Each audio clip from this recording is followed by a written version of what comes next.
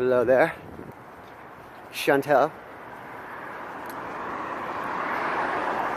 First video interaction.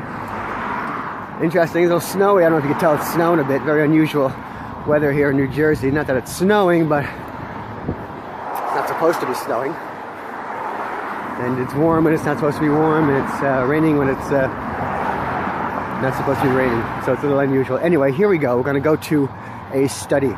A place where I am studying a painting that's in a nice wooded area here, and it's kind of this natural setting, and it certainly caught my attention how it's just so engineered naturally, and I'll explain that further in a different video. But every time I look at this little area, I started in the summer about 3 months ago, and it was all very covered in leaves and very massive. And I noticed as time went on, it just kept changing, and the lines kept changing, and I thought, wow, this is a painting, a little wooded area that's probably taken maybe 2-3 years, so I thought it'd be a good idea to study it for a year. To, hang on, my little bag is falling. To study it for a year and see the different changes and see what happens. And I've seen it certainly doesn't look anything like it did 3 months ago. And if I can, you know, if I can, I'm just hoping that I'm gonna, after the year of it, that I can bring these, that it won't necessarily be as I expect it to be, because I would have added so many more lines of character, I guess, to it. But the fact that it keeps changing, and I keep noticing different things as the time goes on, just inspired me to study it for a whole year, so I can have a real good eyeball on it. And then it'll take, again, maybe like 2 to 3 years to paint. Be interesting. During that time, of course, there will be more things, have other things on the fire. And this is the beginning. And it has been maybe just 4 months since I've begun to take this very seriously. So we're headed there now. We'll be there soon.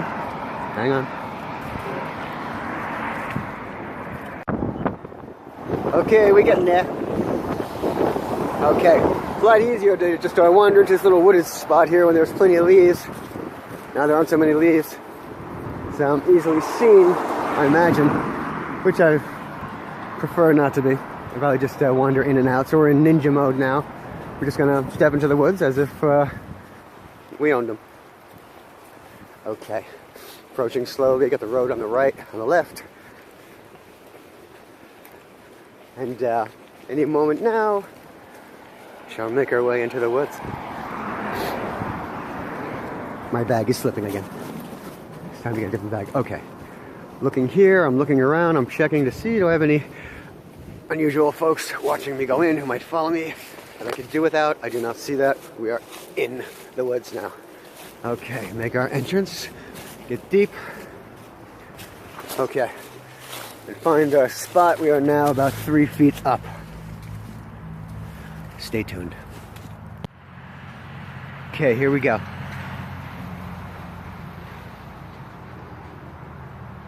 This is mainly it.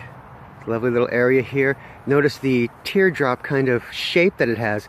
It's like circular, almost comes back in a triangle, framed by a square.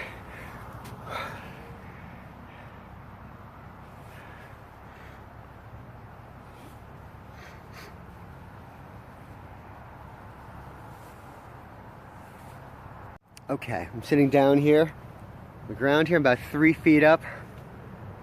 You notice that this drop here, this goes about maybe 3 feet out, drops about 20 feet, scoops out. That contrast is, perspective is to be studied. It's difficult. But after all this time, I've noticed, and I've been looking at the lines, and I've been seeing how it swoops down. Hang on a second, how it kind of swoops down and it comes down to the side and all. And when the leaves finally fell, Chantal, when the leaves finally fell, I noticed that the three basic shapes were present. You know, they say in the beginning when you're doing the art that you need to practice drawing squares, drawing triangles and circles, because this is what everything is made of. Circles, triangles, and squares. I never knew that. And ultimately, that's what I see. Now that the leaves have fallen, right? We got that circular right here in front of us. Circular area. Also, the optical view is circular, right? And from the perspective point, because there's a tree out there. You see this tree that's curved this way? There's another one further out that's also curved in that direction. But it gets a highlight on it, a sun on it, at a certain time of day, a certain time of year. And so, of course, that's our highlight point out there. We have, as the eye wanders, we see different things, flowers and stuff that bring you right back to working on this here. The other tree in the distance as a highlight. Much would say that if you had like an apple and you were setting up a scene to draw this apple, you would have a light. The light would have a shining spot on it. That shining spot would be, this highlight, but it's also considered to be the subject matter. I find that, I'm not so sure about that. To me, paint on the canvas is the subject. So, but in this particular engineered painting that's going to be, the highlight will be there, but I will be left unpainted.